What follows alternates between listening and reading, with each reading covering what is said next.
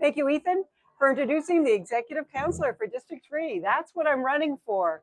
And woo, right? Woo.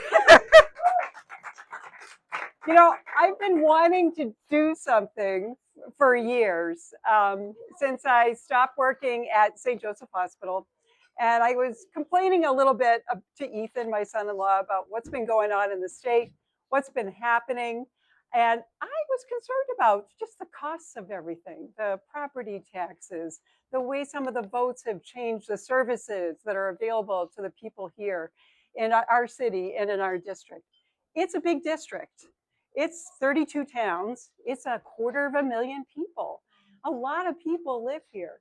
And we have one representative on the executive council. And that's not a person who's doing the job I would like to see happening to be able to provide the services. Now, most of you know that my husband, Tom, where are you, Tom? There you are. He's right here. We've been here 40 years in the Granite State. We raised 4 children here.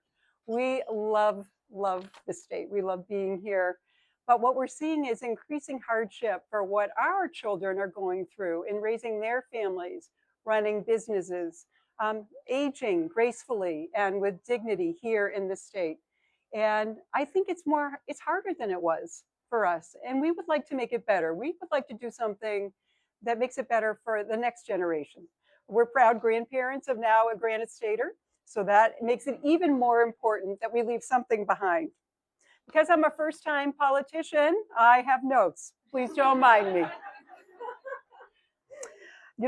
This all started because I wanted to do something, and I didn't know it was executive council. And it was the Portsmouth Democrats' fun night. It's called Drinks with Dems. And it was at a place called the Loaded Question Brewery. And so I went to the Loaded Question Brewery and was going to kind of explore what is available, what I could be doing. And Kate Cook, who will be here shortly, who is the chair of the Democratic Party, and my son-in-law, Ethan Underhill, took me aside in a corner and said, a very loaded question, would you like to run for executive council?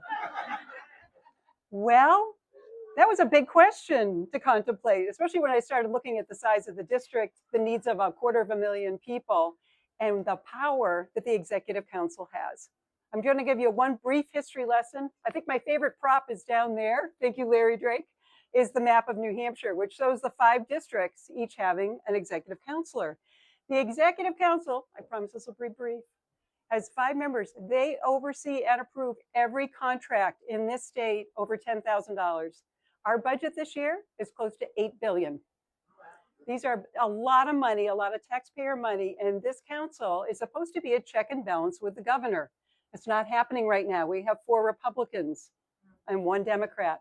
We have a Republican governor. It's not happening. We're losing services that should be funded, services that are legal in this state. Supportive care for our students, especially our students who have special needs, not happening because of what's happening at the executive council. They're exerting pressure and they're putting forward what seems like a political argument instead of what should be a legal disbursement of our taxpayer dollars for the things that we value and legislate. So I think I can do something here. I wanted to talk a little bit about some very fabulous people who are here today and why I believe I can do this job. I'm a nurse. I'm not an elected politician. I've been a nurse practitioner and a nurse for my whole career. I loved it so much that I worked for 22 years at St. Joseph Hospital in Nashua with some of my friends who are here today. Woo! We had some amazing times. I think working in the cancer center every Friday across the course of my career was really a defining moment for me in so many ways. What an honor and a privilege to have people trust you to take care of their loved ones. And I got to do that with Donna and Susan, who are here today. But I also love nursing so much, I kept going, and I got a PhD in nursing in cancer control and research. And that allowed me to teach at UMass Boston, and then it allowed me to become the chief clinical officer at the Oncology Nursing Society, where I represented 35,000 oncology nurses in Washington. That executive sort of experience where I had to manage a budget, where I had to look at the bottom line and the services we provided to the nurses so they could take better care of their patients was what my job did and continues to be to this day now. So it's still there. But you know what? It's really about taking care of people, right? Being a nurse is taking care of people. Being a good politician should be about taking care of people, taking care of your community, taking care of your state, taking care of your families. And I think a nurse is the perfect person.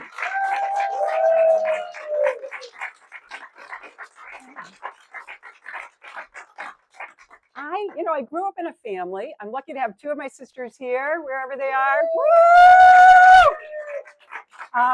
We grew up in a family where our dad lied when he was 17, and he went and joined the army, and he went to Germany because he wanted to be there to fight. Our mother was a Red Cross volunteer and a maternity nurse. My dad came back a person who was changed by being in the service, but mostly he came back a patriot. He always believed in our country, and service became, and patriotism became part of what our family was about. I think those values, particularly community service, still resonates and guides me every day in what I do.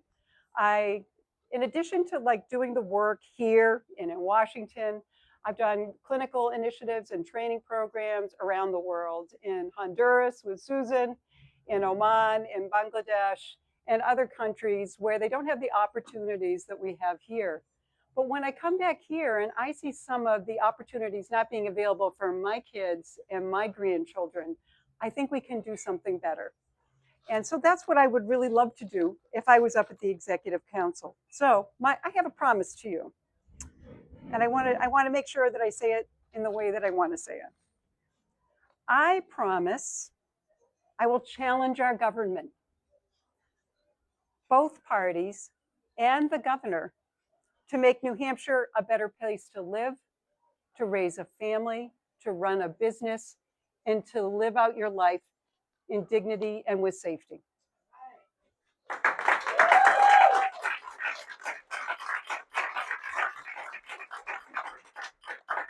I'm going to ask some hard questions, maybe not loaded questions, but I'm going to ask some hard questions.